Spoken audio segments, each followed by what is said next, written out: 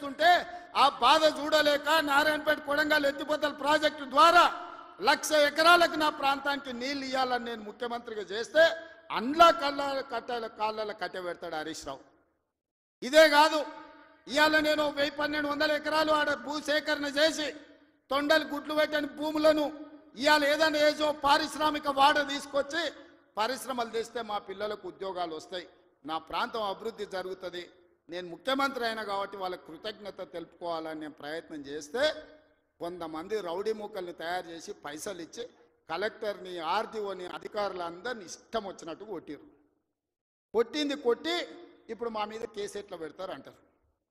ఉత్తోని పక్కింటోని చెంప మీద కొడితేనే ఇవాళ రేపు మన పిల్లల్ని నెత్తి మీద కొడితేనే వాడు 100కు డయల్ చేస్తుండు, మా నాయన కొడుతుండు, మా నాయనమ్మ కొడుతుందని. స్కూల్కి పోయే పిల్లగాడు కూడా ఇలా తెలివి వచ్చింది, నెత్తి మీద ఎట్లా అంటే వాడు 100కి డయల్ చేస్తుండు. అధికారులను కిందేసి కొట్టి చంపేదానికి ప్రయత్నం చేస్తే కేసులు కడితే మా టీఆర్ఎస్ వాళ్ళ మీద కేసులు ఎట్లా కడతారు? బరాబర్ మా టీఆర్ఎస్ వాళ్ళు ఇట్లనే దాడులు చేస్తారంటారు. నేను అడుగుతున్న చంద్రశేఖరరావు గారిని, నీ కొడుకు నీ అల్లుడు మాట్లాడే భాషను మీరు సమర్థిస్తున్నారా?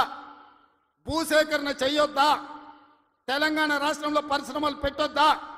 మా IT and industry Sridhar Babu గారు రోజుకి 20 గంటలు పనిచేస్తూ ఈ రాష్ట్రానికి వేల కోట్ల రూపాయల పెట్టుబడులు తెచ్చి విదేశీ పరిశ్రమలను రప్పించి నిరుద్యోగ యువకులకు, ఇంజనీర్లకు ఈరోజు ఉపాధి కల్పించాలని చేస్తున్న ప్రయత్నం తెలంగాణ రాష్ట్రంలో చెయ్యొద్దా? మీరు చెప్పండి.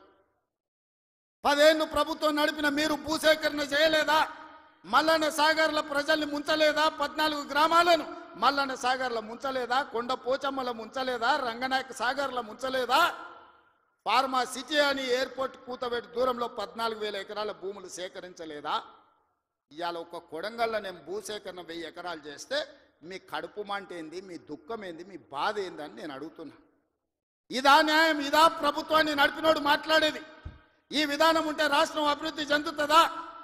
నేను అడుగుతున్న ఈ వేదిక మీద నుంచి తెలంగాణ రాష్ట్ర రైతాంగాన్ని, ఎవరో ఒకరు భూమి కోల్పోవాల్సిందే. అభివృద్ధి జరగాలంటే భూసేకరణ జరగాల్సిందే. భూసేకరణ జరిగితే ఎవరో ఒకరు భూమి కోల్పోవాల్సిందే. ఎవరు ఇష్టంగా భూమి ఇవ్వరు. కానీ బాధలో ఉన్న రైతుకు నష్టపరిహారం అత్యధికంగా ఇవ్వడం ద్వారా ఆ రైతును మనము ఆదుకోవాలి.